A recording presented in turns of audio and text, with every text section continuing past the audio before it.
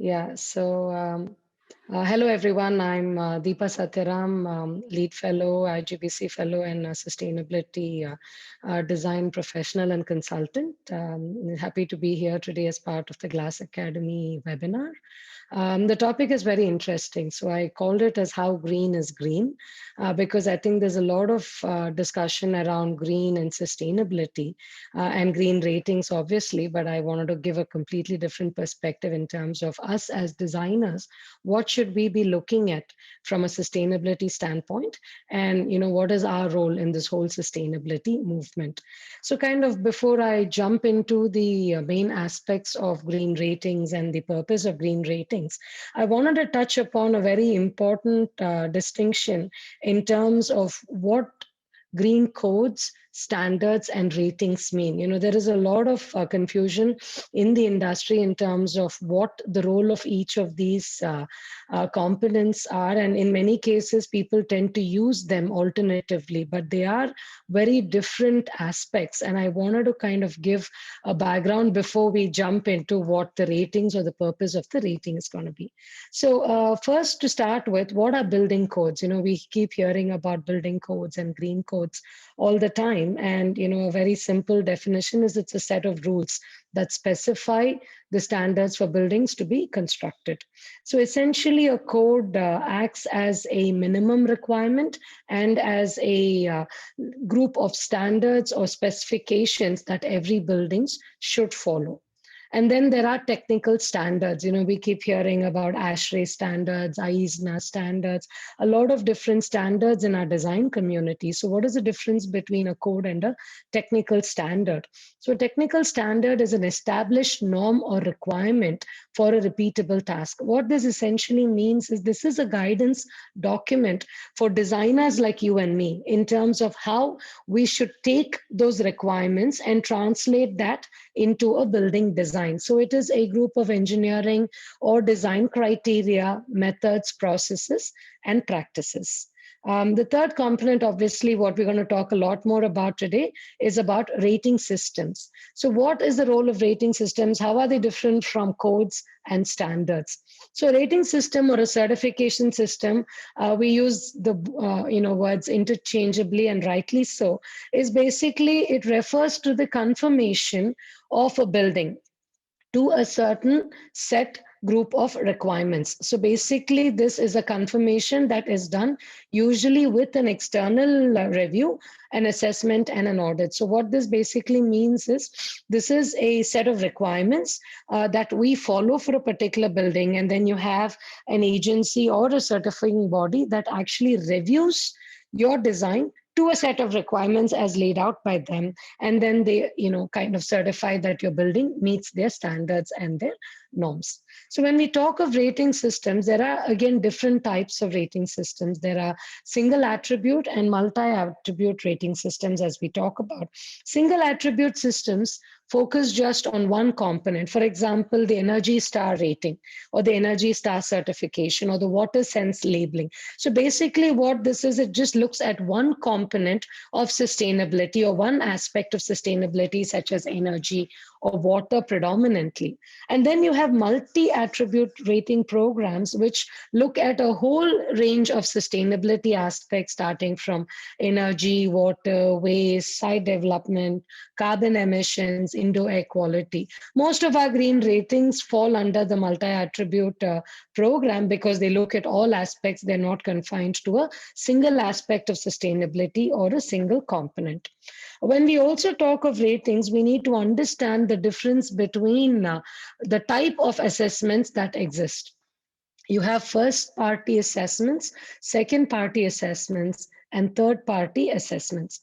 First-party assessments is basically coming from the organization directly. For example, I am the owner of the building and I declare myself that my building is 20% more energy efficient. That is basically a self-declaration by the same party that's actually implementing it. So that's called as a first-party assessment. So this is typically having the least, kind of recognition because it's a self-made made claim. I'm claiming myself to be 20% more energy efficient or 40% more water efficient. It may be true, but then it's my own claim. It's not verified by an external or a third party agency. Then there are second party assessments. These are basically certification programs that are done by an interested party, such as a trade association. So it's not the same company or the same building making a claim, but a group of buildings that are part of an association that jointly make a claim that our building is green. So these are generally programs that are coming out of trade associations, just similar to probably industry bodies, similar to even a group of what do we say in products. We see that a lot, where a group of manufacturers are part of an association, and then they claim that their products are efficient in some manner. So these are called as second party assessments, because they're kind of independent. They're not the same as you making the claim yourself, but again, it is an interested party, because all of you are part of that association, and the association also has a sort of interest. It becomes a second party assessment. And then of course there is the neutral third party assessment, which is done by an independent third party agency. They have no financial interest or direct or indirect ties, and they have in no way are going to be affected by the outcome of the assessment. In fact, they do a complete neutral independent assessment. Most of our green ratings fortunately fall under the third party assessments, because here in this case what we're trying to do is we are designing a building and then we are applying to a certifying agency, whether it is USGBC, IGBC, Griha, or any other agency. We'll talk more about it as we go forward with the webinar and the session. But basically, it's done by an independent third party. None of these certifying bodies have a direct or indirect tie to the building or to the organization putting up the building. So that's a good thing, because we want to ensure that any assessment that we do is neutral, because only then there is credibility to the claim that we make.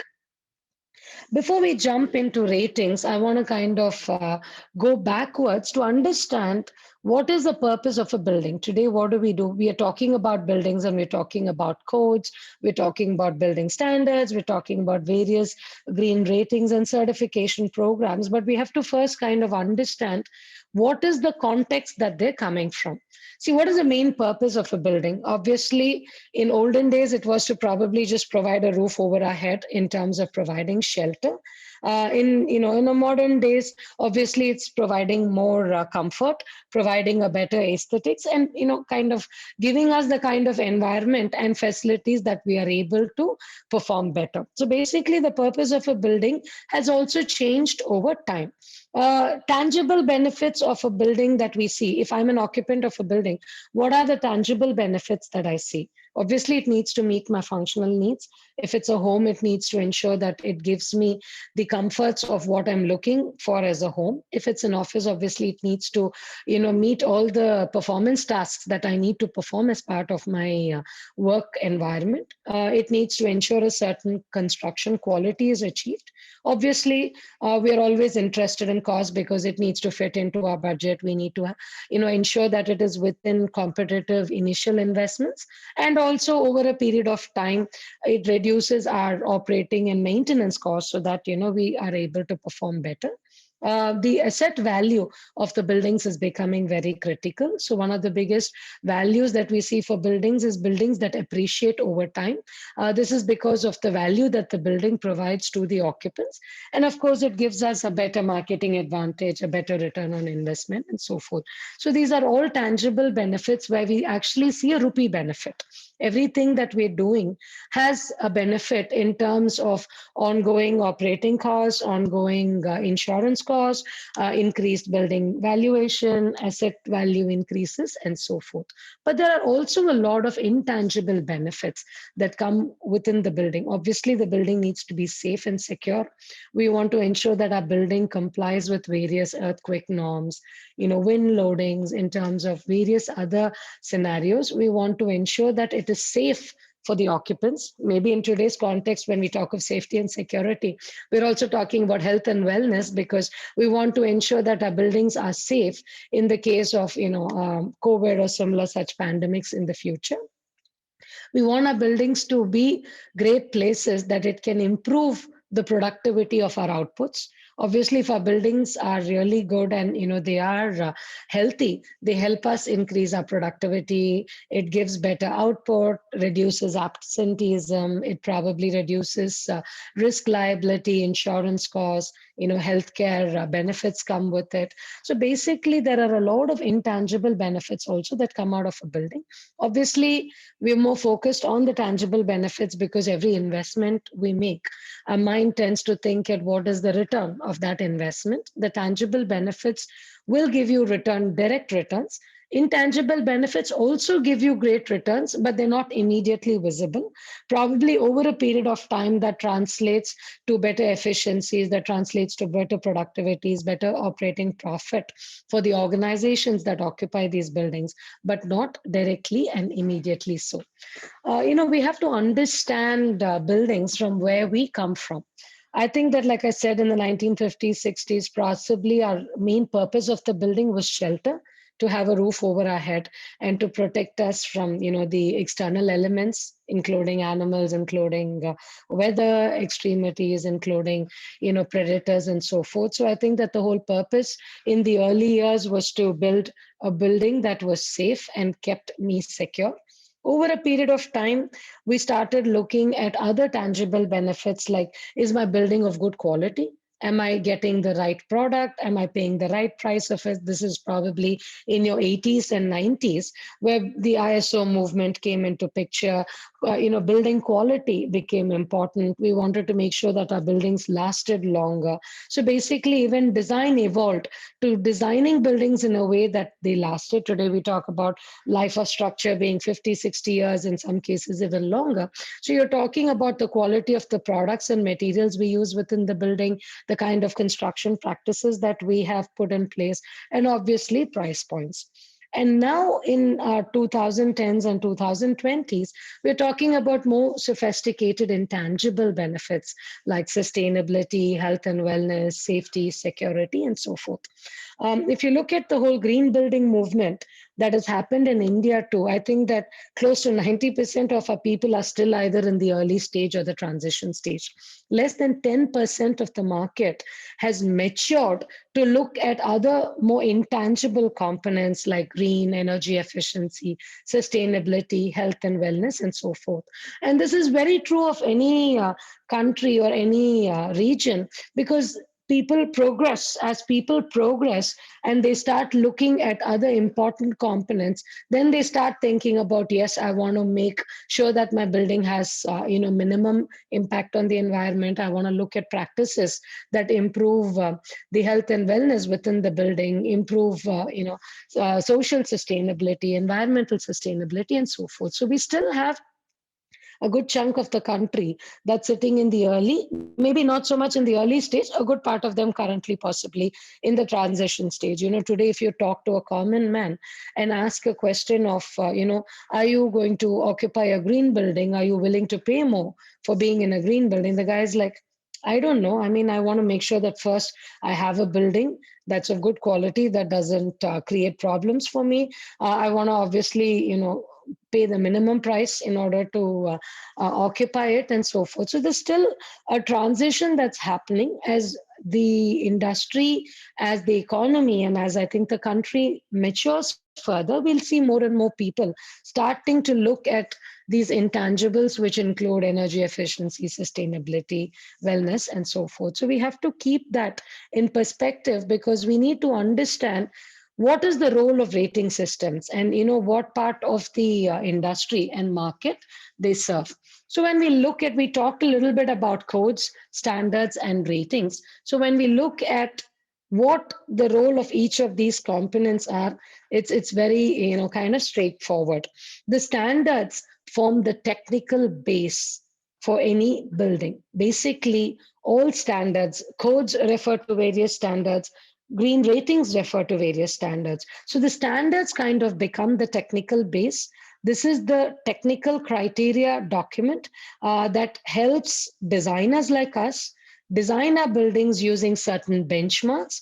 And also they are the ones that advance technology and advance designs. For example, the standards keep changing over time, and as they change, they are the ones that push the design community to design better. They increase benchmarks, they make it more difficult for us to achieve certain criteria, but that's indirectly the way of pushing us in order to achieve more. So that standards kind of become the bedrock or the base on which everything else builds upon. On one side, you have codes, which are typically driven by legislature. They're typically driven by regulatory requirements, whether it is the National Building Code of India, the Energy Conservation Building Code of India, or the international codes such as the International Green Construction Code, and many such codes that exist in many countries. So they are basically the ones that put the legislative push. They are a mandate, and they tell us what we need to comply as a minimum. And then there on the other side, the rating systems. These are voluntary because they are not asking you to do the minimum, but they're actually trying to push you to do the maximum. So they are market forces. They're typically driven by more of commitment. It's more voluntary, and that's the one that advances the industry. So while you have standards at the base, which is kind of your bedrock, you have codes, which are what we call as providing the stick. Basically, they are the ones that are mandating, and they're going to tell you what you have to do, and you don't have a choice. And then they have the rating systems, where we call as the carrots. They are the ones that are incentivizing you to do better. So basically, for any country, if you see, for any economy, if you see, you need all the three. All the three actually play a very important role.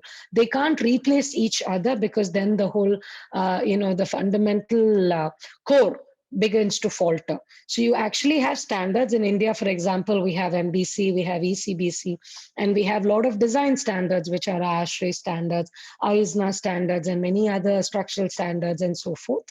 We have the codes, which are going to be the NBC and the ECBC codes, which are becoming regulatory and tell us that every building needs to comply. NBC is already mandatory, but ECBC is also becoming mandatory in many parts of the country. And then we have the various rating systems, whether it's your LEED, your GRIHA, your IGBC programs, and so forth. So basically what you're trying to do is you're trying to give carrots, where you're incentivizing people to do better. But on the other side, you're also bringing in the stick, so you make sure that they at least do the minimum. So that's the very important relationship that we have to understand before we start diving deep into what is a rating system and what is beneficial. To kind of summarize very easily, codes establish minimum mandatory requirements that every building needs to comply with. They're always written in mandatory language. It is not an option, it is a must do. They tell you what to do, and they tell you what you need to do to achieve the same. Various codes, like I talked about, NBC, ECBC. Internationally, we even have green codes, such as the International Green Construction Code, or IGCC, and then this Cal Green, which is the California Green Building Code. So they have moved from rating systems to actually codes. Now they've started mandating everything. Standards are technical documents that provide design community with the guidance in order to ensure that they build and design and build the buildings in the most efficient manner. They're written in technical language, and they give you a lot of options, in the sense that if you look at all of the standards, they are guidance documents. So they will give various approaches that we as designers can take and apply to our designs to ensure that our buildings meet certain minimum requirements. And of course, rating systems, they are mainly voluntary requirements. They actually are written in the way that they have some minimum requirements, and then they have a lot of what we call as features or credits that you can select from. So that's basically your carrots, that give the carrots to incentivize people to go as high as possible to ensure that their buildings are at a much higher level than what the codes or the standards would ask them to do. In India, we have LEED, GRIHA, and IGBC, which are the predominant voluntary green rating programs that exist. So what is the criteria then for choosing a rating? Now we have multiple rating programs in the country. And one of the key things we need to ask ourselves is, why am I choosing this rating? And what is the purpose of the rating? Very simply, there is the stop approach.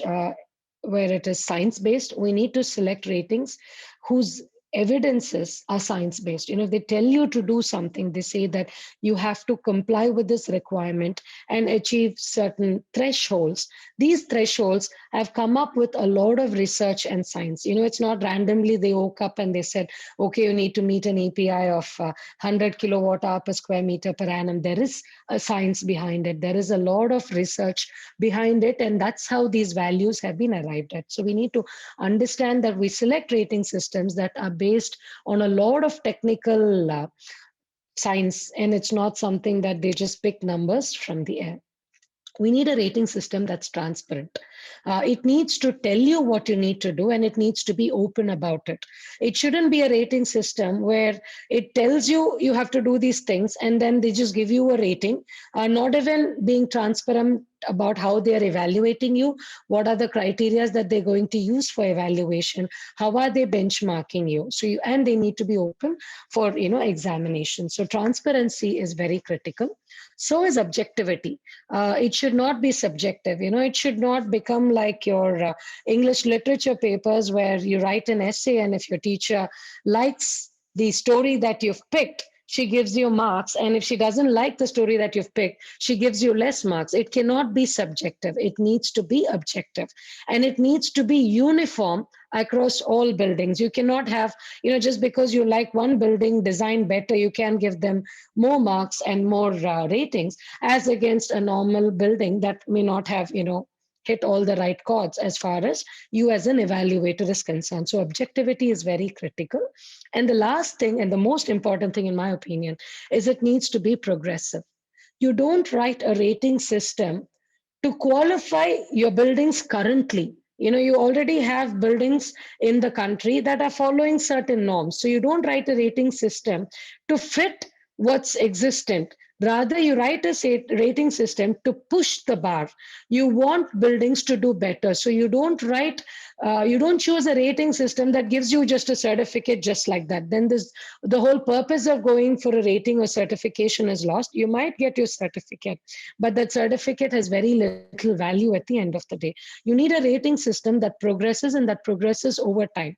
As you would have seen with all the green ratings, they've come through so many versions. They will talk about version 1, version 2, version 3, version 4, or they would talk versions based on year, version 2010, 2015, and so forth. What this essentially means is they are continuing to push you, and they are continuing to progress based on various requirements internationally, not just within the country. So they keep advancing industry practices. It is not to reward business as usual. If everybody is going to get a rating with what they're doing currently, then there's no value in even going for that rating, right? So basically, you need to look at a rating program that has a lot of science behind it. It's transparent, it's objective, and definitely progressive. So you need to hit a rating system, needs to hit all of these chords in order for it to be actually a credible rating system that in long term will not just certify buildings, but will actually create meaningful impact. Green ratings worldwide. There are dime and dozen ratings now, if you see. It started with BREEAM and LEED way back in the late 1990s, but now every country has come up with their own rating systems. For example, Singapore has the Green Mark rating, Australia has the Green Star rating, Canada has LEED but also has Green Globes, Saudi Arabia has Mosterdam, which is their own green rating, Abu Dhabi has Estidama or the Pearl rating system, Hong Kong has BEAM, US of course has multiple rating systems. So basically now there are so many green ratings globally. So what is the purpose? Why do we need hundreds of them? You already have one. Why can't just the entire world comply with just one green rating? What is the need for so many green ratings to exist? Two reasons. Obviously, you can't write a rating that's like a one size fits all for every region, for every country, because each region has different challenges, From an environmental perspective, they have different priorities to address. There are regions that probably consider water as more critical as against regions that consider energy as most critical, and vice versa. So you don't want to have a rating system that kind of one size fits all, and it may not be practical to do so. So over a period of time, a lot of rating systems have evolved, taking an international rating system like BREEAM or LEED as a base, and then evolving their own program, keeping in mind their local codes, their local standards, and their priorities. So these are things that have evolved. There's nothing wrong with that, in the sense that obviously over time many things evolve. That's why it's very important for us to understand what is the purpose of our building, what are the reasons for us selecting a particular rating, and then how do we use that rating to push our buildings to perform better. In India itself, now we have probably four prominent green ratings. There's LEED, which stands for Leadership in Energy and Environmental Design, which is managed by the US Green Building Council. Then we have the IGBC group of ratings, which is basically managed by the Indian Green Building Council. Then we have GRIHA, which is the Green Rating for Integrated Habitat Assessment. It's managed by an organization called as Adarsh. GRIHA was developed by TERI, but the certifying organization is Adarsh. And then we have the EDGE rating, which is actually a rating developed by the International Finance Corporation, which is part of the World Bank Group. And it kind of stands for Excellence in Design for Greater Efficiency. So we have four of these rating systems that are in India in some form of the other. A few of them are far more having presence compared to a few others. We'll talk about each of them and what are the roles that each of these ratings try to play. I'm starting with LEED because that was the first green rating that happened to come into India way back in the early 2000s. Obviously, it's one of the most widely followed internationally also, not just in India. We have a large number of certified buildings in India for LEED, simply because they were the early mover or the earliest mover. They have rating systems for all kinds of buildings, commercial buildings, campuses, industrial facilities, healthcare facilities, hotel and resort developments, and so forth. The way they have laid out their rating, they have 4 levels of certification. Certified building being the minimum, and then they have silver, gold, and platinum. So basically, LEED has a total of 110 points, and apart from that, they have some prerequisites. What they call as prerequisites are mandatory requirements that every building needs to follow, and then they have credits. They have a total of 110 credits, out of which you need to achieve a minimum of 40 to be a certified building, a minimum of 50 to be a silver building, a minimum of 60 for gold rating, and 80 points for a platinum rating. So they have 4 levels of certification, and that's to push buildings to go as far as they can go. And obviously a platinum rated building would have done many more sustainable measures than a silver or a certified building, and that's their way of pushing the industry to do more. It focuses on various aspects of sustainability: energy, water, waste, selection of materials, indoor air quality, health and wellness, even resiliency and social equity are important components in the latest versions of the LEED rating system. Fairly high technical rigor, especially under energy, materials, and IAQ. One of the biggest advantages of LEED is in the recent times they've developed an ongoing building performance tracking system. They call it the ARC portal, where every building that's LEED certified can actually update their data on their ARC portal and try to continue to benchmark their performance post certification. The whole idea here is there has been a lot of bad press about green buildings, in the sense that they are green at the time of construction, then they become light green, then they possibly become yellow, and eventually they become red. When we say they become red, they no longer perform. in a green manner. And this happens for many buildings over a life cycle of 10, 15, 20 years, because the buildings lose focus of various aspects. So one of the things that LEED had come out as an answer to building, let's say to building critics who say that the buildings are green at the time of design and construction, but they're not necessarily green eventually 5, 10, 15 years post occupancy. They've come up with this ongoing building tracking portal where every certified building for free can upload their data, and they can benchmark themselves against the various LEED benchmarks, and they can even compare how they're performing with respect to other buildings in their region and also globally. So this is a way to ensure that buildings continue to track their performance and continue to perform better over time. They also have an option now to upgrade to what is called as LEED Zero, and you can do this LEED Zero in just energy, or in water, or in waste, or in carbon, or even a combination. You can do this 1 year post occupancy. But one of the biggest, not disadvantage, but limitations of the LEED rating is that they don't have any physical audit. They're a pure document-based certification program. So basically, as a project, we self-declare that we have done all of these requirements, and then we provide sufficient proof in the form of photographs, in the form of data sheets, in the form of analysis, in the form of data readings, and basically the council reviews and awards the rating. So they don't have a physical audit either during the course of the construction or even at the completion of construction before the certification is awarded. LEED was developed by the US Green Building Council, and in the early years, they had tied up with IGBC, and USGBC and IGBC together actually.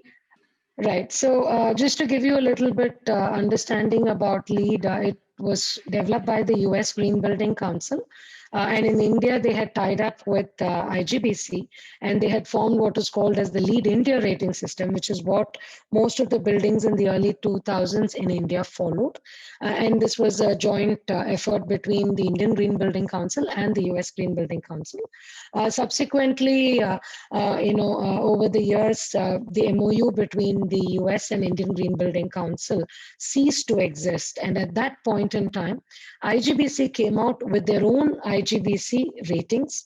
They were called as the IGBC ratings for new buildings, existing buildings. They came out with interior fit outs, communities, resorts, factories. In fact, they, I think, have about 26 different IGBC ratings in India, depending on the typologies of projects. So IGBC rating is an offshoot of LEED, but then after they came out with LEED, they developed their own criteria. A lot of that has been an adaptation of best practices and various benchmarks and standards that exist across the country. They refer and align to all the Indian codes, including ECBC, NBC, and so forth. They kind of follow the same structure like LEED. They again have a certified silver, gold, platinum levels, and they rate buildings based on their own criteria. A lot of that still references international standards like ASHRAE for the air conditioning aspects and ECBC for the energy aspects, but basically they kind of follow the same structure as LEED, but they have their own criteria and their own requirements. They again continue to have a highest level of technical rigor as far as energy is concerned. On the material fronts, probably they have less stringent requirements in comparison to LEED.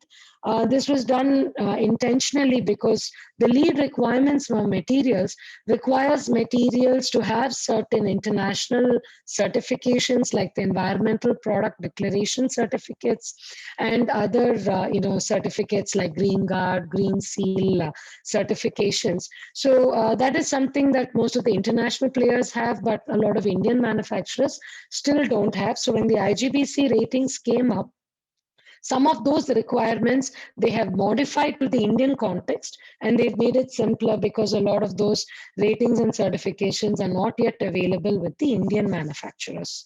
They also have an upgradation option to net zero energy. They just launched the net zero energy ratings where every existing building can ensure that they upgrade from whatever level of IGBC rating they have, to even a net zero certification as long as they meet the criteria.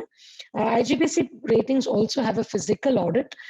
This was something that they specifically ensured that they put in place, because doing an entire document-based review for a certificate in an Indian context is not easy, and it's a little bit challenging and can lead to various manipulations by people in the industry. So they came up with a physical audit requirement. All of the IGBC ratings will be certified only after a physical audit is completed by one of their IGBC assessors. So they have a document review component, but they also have a physical audit and verification component, and only when the projects comply with all of the requirements will they be awarded the IGBC rating. The third green rating that's common in India is the Griha rating. This was developed by TERI in partnership with the Ministry of New and Renewable Energy. And it's again a rating that has been evolved over time, aligned with the Indian design practices and the Indian codes. Probably has a little bit more traction with government buildings, PSU buildings, and buildings that are funded by government, or buildings that are carried out by CPWD. There is more private sector adaptation for LEED and IGBC. A lot of the commercial buildings in India still follow LEED.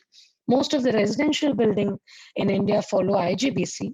A lot of the government buildings and government funded and buildings that are driven by CPWD and similar such entities follow Griha, because that's a standard that has come from within the government and the industry. They have 5 levels of rating. They give stars starting from 1 star to 5 stars. Again, they focus on all aspects of sustainability. They have a little bit more focus on passive design, on various aspects of design that enhance passive strategies, because they are not focused only on active designs. They also have ways in which non-air conditioned buildings can comply and achieve green certifications.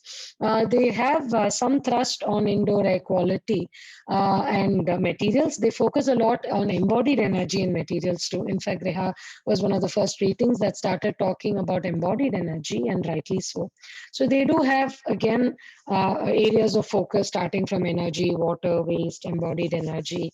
To some extent, not so much. They still don't focus a lot on the health and wellness aspects. A few components address it, but they don't address indoor air quality, health and wellness as much as some of the other rating programs do.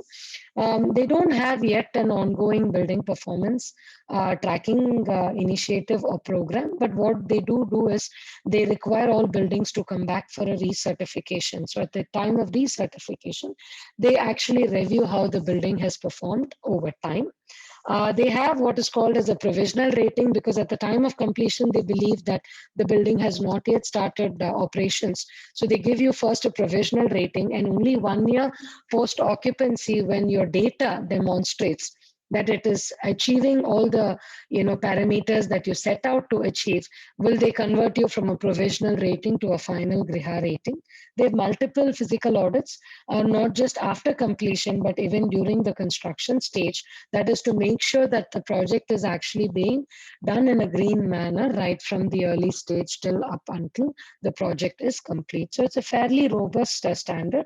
One of the limitations of the standard is it's less flexible for designers. So it has many points that you have to achieve. They control a lot of aspects of design. So a lot of designers feel that they don't have as much flexibility in Griha than they do in terms of IGBC or LEED ratings. IGBC LEED ratings establish thresholds that you have to achieve, but they don't tell you how you need to get there. So it's up to us as designers you could have 100% glass building that is certified, as long as you select the right type of glass, the right performance of glazing. In fact, today you have even electrochromic and dynamic glazing, which helps designers to select glazing, not just from a fixed perspective, but they change over time based on light and solar factors. So these are components that we can look at. So Griha is a little bit more rigid. It provides less flexibility for the designers, but then again, it's a program that exists, and projects that want to pursue it have to comply with those Griha requirements and criteria. The last rating is in terms of EDGE. EDGE is basically a new rating that's relatively new. It's been around for a few years. It's basically a rating that came out for part of the market that is not going green. It was pursued typically by low-cost projects, even including affordable housing segment. They have two levels: EDGE certified and EDGE advanced, but they only focus on three areas: energy, water, and materials. So they don't have much of focus on, site sustainability, indoor air quality. So it's an abridged green rating that only looks at a few attributes, not all of the attributes. And the whole idea was they wanted to address the kind of market that was anyway not going for green. As you know, a lot of the green ratings are voluntary. So, there's a good percentage of the market that's not pursuing any of the ratings because they are stringent and tough to achieve. So the purpose of EDGE was to attack that segment of the market, at least to ensure that they do some minimum requirements rather than not pursuing green at all. They also have a physical audit, which is typically done by an EDGE approved auditor. They have an option where they call as an EDGE zero carbon certification, where beyond the EDGE advanced, if you're able to achieve 100% of your energy offset through on-site and off-site renewables, you are eligible for an EDGE carbon certification as well. But what is the purpose of all of these ratings? We don't want what we call as greenwashing to happen today. Everybody is affixing green to everything. You call green skyscrapers, you have green aircrafts, you have green SUVs. They become oxymorons. Nothing about an SUV is green, and then they attach the word green as a prefix to it. So we don't want green to become something that is an eyewash. We don't want it to become what we call as a greenwash. The purpose of green should not be lost when we go after ratings. Greenwash is in fact a vocabulary that has come in recent times, and Wikipedia actually has a definition for it. Greenwashing is the practice of companies disingenuously spinning their products and policies as environment friendly, such as by presenting cost cut as reductions in use of resources. So it's a deceptive green PR or a green marketing initiative. So we don't want green ratings to become something like a greenwash. These ratings have a lot of value, and if followed in the right intent, actually give a lot of value to the building and the users. But it should not become something that people start using just to tick off 10 boxes and to say that I'm also green and have a certificate on the wall, but actually the building not performing green. So one of the key things that all of the ratings have started focusing on, and rightly so, is on performance. You don't want buildings to be certified as green, but actually not performing as green. There have been lots of bad press in terms of saying that the plaques should be with removable screws, so that if the buildings don't perform the way they're supposed to be performing, then they should no longer be given that certificate and it should be withdrawn. And, these are some of the things that are a big concern in the market. And it's been around for a long time. USGBC did a study way back in 2008, where they studied 121 LEED certified buildings at that point in time. And they realized that 53% of them did not even meet the minimum Energy Star rating, which is a mandatory rating for buildings in the US. And, over 15% scored below 30, which means that they consumed a lot of energy per square feet. So what did this mean? And that's how this whole narrative of design to performance happened. That's how aspects of ongoing building performance tracking and verification became important. So what at the end of the day, we have to understand what the ratings mean. Let's say that you're an architect and I'm an architect. You've passed out of, let's say, the Harvard Graduate School of Design, and I've also passed out from the same university. After 10, 15 years, you could be a really performing architect, whereas I could be doing nothing. Does that mean that the institute, GSD, the certificate that they gave us is incorrect? the degree that they gave us, does that mean they're at fault? Not at all. We have to understand what is the purpose of ratings. Ratings should be looked at like our graduate degree. So what it means? It means that we have the skills in us to perform the way we are supposed to perform. But whether I'm a performing architect or not, only time will tell. Similarly, when we give a green rating or a certificate for a building, what this essentially means is the building has in place the design, the systems, and the technologies in order to perform like a green building. But whether that building performs like that or not, only time will tell. So the ratings have a role to play, but they're very similar to a college degree. So the purpose is to give you the fundamental, give you the fundamental base and the knowledge in order to perform. Now, whether you perform or not is not the fault of the institute that gave you that degree. It's in your hands to perform or not. So the key thing that we have to understand with any green rating is think of it like a college degree. Yes, they have a role to play, but they don't necessarily immediately guarantee that you will perform 15, 20 years later the way your institute intended you to perform. So a very important component is it's not about doing things and getting points just for the certificate. We have to understand the building science and apply our designs and technologies in such a manner that they continue to help the buildings perform in a green manner. So what is critical as much as design is critical, verification of those design and systems at the time of installation is important. And even more important is the continuous monitoring and measurement. That is, I think, the key to a performing green building. It's not about design. It's not just about the kind of materials that we procure and install. It's not just about the type of construction practices that we adopt, but what it is it's about what we give in the building, the ability for it to continuously perform and ensure that it is green throughout its lifetime. Building operators need to understand that, building designers need to understand that, and most importantly, building occupants also need to understand that. So are certifying bodies doing something about it? Definitely. I think over the years, they have also understood that as much as it's critical to design a building green, it's also critical to operate that building as green. And, like I was talking about the ARC platform that USGBC has come out, IGBC, Griha and Edge are also asking for building to submit their data over time so that they can keep track of how these buildings are doing.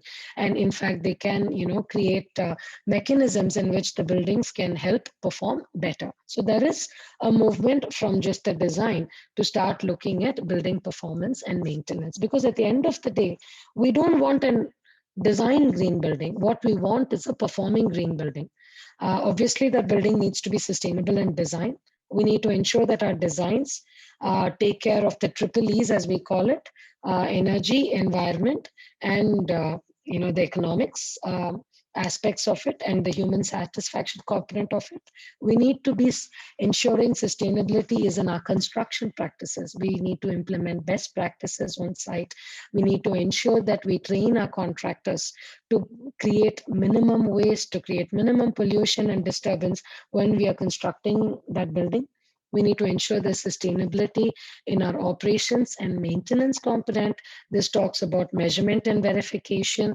It talks about ongoing monitoring. It talks about adaptability and adjustment. So we ensure that we not just track it, but as we see our systems failing, we take suitable corrective action to ensure that they continue to perform better. And the most important component of sustainability is in occupant usage. Education awareness of the occupant is very critical. I remember when we started doing our very first set of green buildings, we had sensors in a lot of the cabins in order to turn light off when there was no occupancy.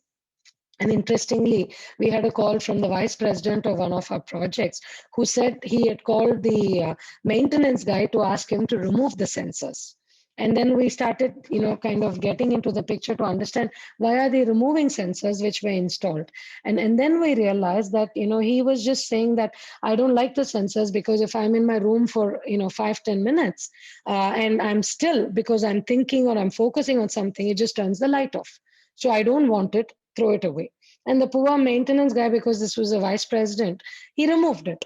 And then we realized that as much as you look at sustainability and we educate the designers, we educate the contractors, we educate the building operators, we also have to educate the occupants, because they need to understand the purpose of why some of those things were. The smallest thing could have been, we could have changed that setting to 20 minutes instead of 10 minutes, so that if there's no movement for 20 minutes, it'll turn the light off, which will still serve the purpose and, not impact their personal performance. But instead they removed it, and then the lights were on all the time, even after the gentleman left his cabin, and it was not helping in the overall energy efficiency aspect. So sustainability and occupant usage is also critical. Unless we address sustainability in all of these four components, we will actually not be a performing green building.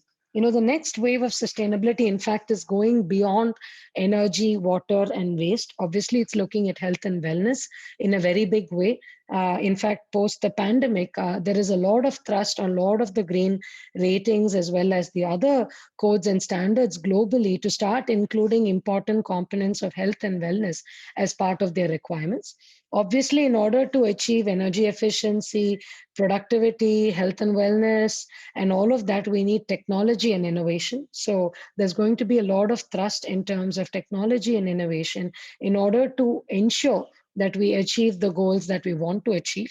And we're going to go beyond just building performance. We're going to look at building resilience. We're also going to look at flexibility and adaptability. One of the things I think that we've learned from the pandemic is a lot of our buildings have changed uses. A lot of hotels have become hospitals, a lot of stadiums have become vaccination centers, a lot of public infrastructure, including bus terminals and rail terminals, have started becoming testing facilities in the times of pandemic. So we need to ensure that our buildings are designed to have the adaptability and the flexibility so that they can serve other purposes than just the one purpose that they may have been originally intended for. So I think a nurturing habitat, as we call, will involve all of these aspects. And the next wave of sustainable buildings and infrastructure is going to talk more and more about resiliency, adaptability, flexibility, health and well-being, social equity, and of course technology and innovation will become the crux of how we achieve it. I think that the key to having green buildings and the key to using the right rating systems to achieve our green building goals is to not just do it one time, but to do it over the lifetime of a building. Because at the end of the day, if you cannot track something, you cannot measure it. And if you cannot measure it, you cannot manage it. So everything becomes critical in order to ensure that we achieve a performing and sustainable building.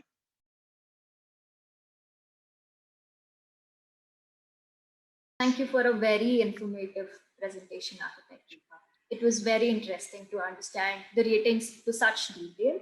So we definitely have a lot to ponder on in terms of our own design processes.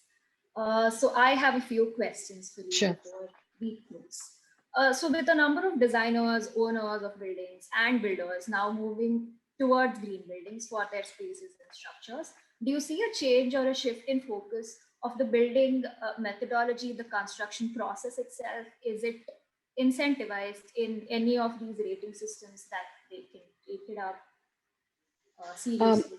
it is actually, it's changing. That was one of the biggest discussion points a few years back, because there was not a lot of thrust, especially on the construction aspects of sustainability, in terms of alternative construction techniques or even materials that we could use from environmental perspective. All of these rating systems are evolving over time, and as they evolve, a lot of these requirements are slowly finding space. In fact, a lot of them have changed over time. We talk about benefits or credits or points being given in some of these ratings for innovative construction practices, innovative construction technologies. We're even talking about social equity themes, talking about gender diversity in the construction workforce. So a lot of things are evolving over time. Obviously, they take time because these are not some things that can change overnight. And all of these rating systems usually go through a cycle of change every couple of years, because they can change every month, because then it becomes very difficult for the design community to track.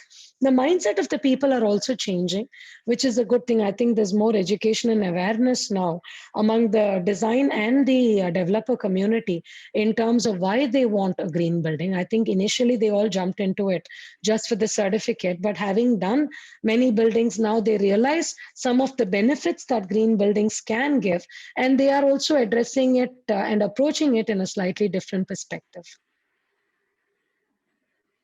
So should the green rating system itself, like you said, LEED has a continuous assessment process now in place. Should it be made mandatory so that buildings stay green, or should it be a step that we ourselves take and get our buildings certified time and again? See, How that's does that that's that's always a debate between making something voluntary and mandating something.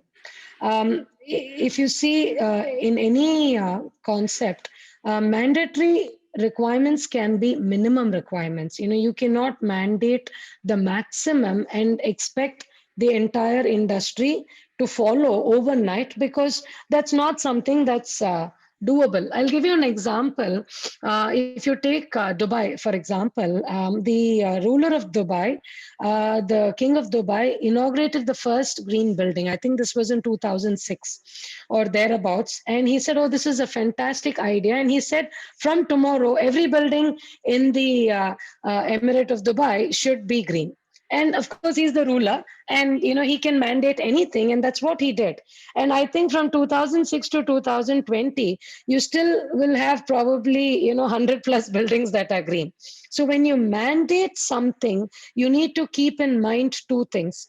One is we should have the infrastructure to be able to see it through. Mandating something without having things in place for verification, assessment, and tracking fails. Today in India, we mandate so many things, but unless there is a checking process also in place, people don't follow it. In fact, they try to find 100 ways to avoid it rather than actually do it. So mandating very early has challenges, because if you don't have the infrastructure for seeing it through, it will fail. And another biggest thing, what happens is when you mandate, in an Indian context perspective, many things, when you mandate, people try to find 100 ways to not do it. We've actually, the green building movement in India has grown really well because it was voluntary. We probably mandated it 10 years back. People would come back and say, you know what, it's too early and we can't do it. And then they will find 100 ways to not do it. Mandate will happen. Like if you see in the US, after about 20 to 22 years of the green movement, they now have a green code. They have a green construction code, which is called as IGCC. And every jurisdiction is supposed to mandatory follow the green construction code. But again, the code meets the minimum. There are buildings even today that achieve the code, but they are going with voluntary ratings like LEED because they want to go much higher than the code. So there is going to always be codes that will mandate. And at some point in time in India, like we have the energy code, which is ECBC, which has started mandating the energy requirements. We will also have a green code. In fact, NBC has a chapter 11 on sustainability, technically, which is mandatory and which needs to be followed. Unfortunately, it's not adapted by all the building departments in India, so we don't know how much of that will be enforced in the future. Codes will exist, but they will continue to do the minimum. And voluntary ratings like IGBC, like RIHA, like LEED will also continue to exist. Over time, they will evolve. Maybe if the codes come to your platinum or 5-star level, the rating systems will start talking about net zero. And if you come to net zero, they will start talking about net positive. So as the industry evolves, the mandatory codes will also start getting up there, and then the rating systems will continue to be there to push the bar beyond the minimum codes. That definitely explains that part of the mindset. So we'd like to thank you again on behalf of all of us at Class Academy for sharing your thoughts with us today. There will be a couple of questions probably from the audience later on, Sure. and I'll make sure I pass them to you. The answers will be then updated on the website today. All right. Okay. Thank you for Yeah. joining us. Thanks again. Thanks to Glass Academy for the webinar today, and Ethos team for putting it together. I think that the key is we have to keep pushing ourselves to do better. As designers, we have to keep questioning what we do and keep thinking, is there a better way I can do it? A way in which it ensures that it has a minimum impact on the environment. It also ensures that it meets the various requirements that a project lays forward. Keep pushing ourselves to do better, and at the end of the day, keep pushing yourselves to learn better. I think that knowledge is very important for us as designers, and at no point should we stop learning, because every time we learn something new, every time we learn something, learn a way to do something better, that actually helps us become better designers. And as we evolve, so will the buildings and the entire community. So stay safe and keep learning. Thank you. Thank you.